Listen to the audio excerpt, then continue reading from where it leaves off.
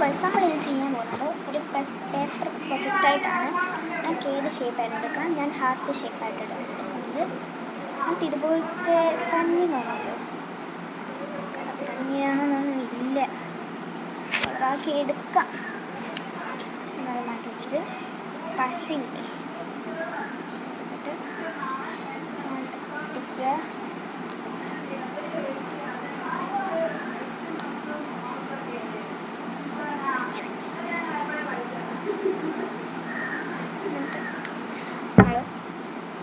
Spread ചെയ്തെടുക്കുക, എല്ലാ വശത്തുമാണ്.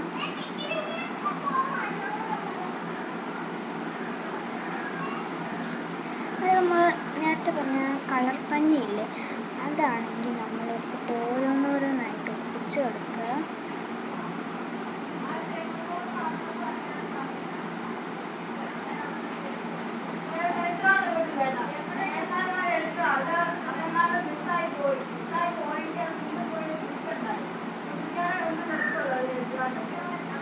നമ്മൾ ഒട്ടിച്ചു കൊടുക്കുന്ന ഓരോന്നോരോന്നായിട്ട് വേണം, അല്ലെങ്കിൽ അതിൻ്റെ കറക്റ്റ് ഷേപ്പ് കിട്ടാൻ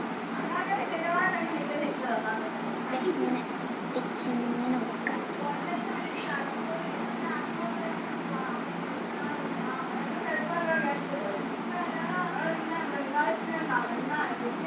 നല്ല പശയാണ്, ഞാൻ ഇച്ചിരി പശ ഒഴിച്ചാണ് അത് ഒട്ടുന്നത്.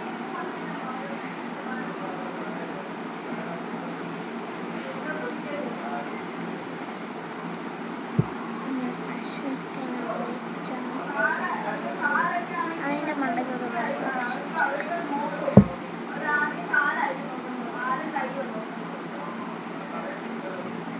അതിൻ്റെ ഷേപ്പൊന്നും കിട്ടാൻ പോകുന്നില്ല. അതുകൊണ്ട് തന്നെ നമുക്ക് ഏത് ഷേപ്പ് വേണം എടുക്കാം. അങ്ങനെ ഒട്ടിച്ച് കൊടുക്കുക.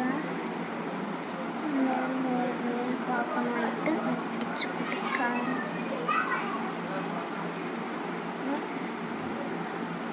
അപ്പോൾ നമുക്ക് ഇട്ടിരിക്കുന്ന എങ്ങനെയാണ് ഒട്ടിയിരിക്കുക.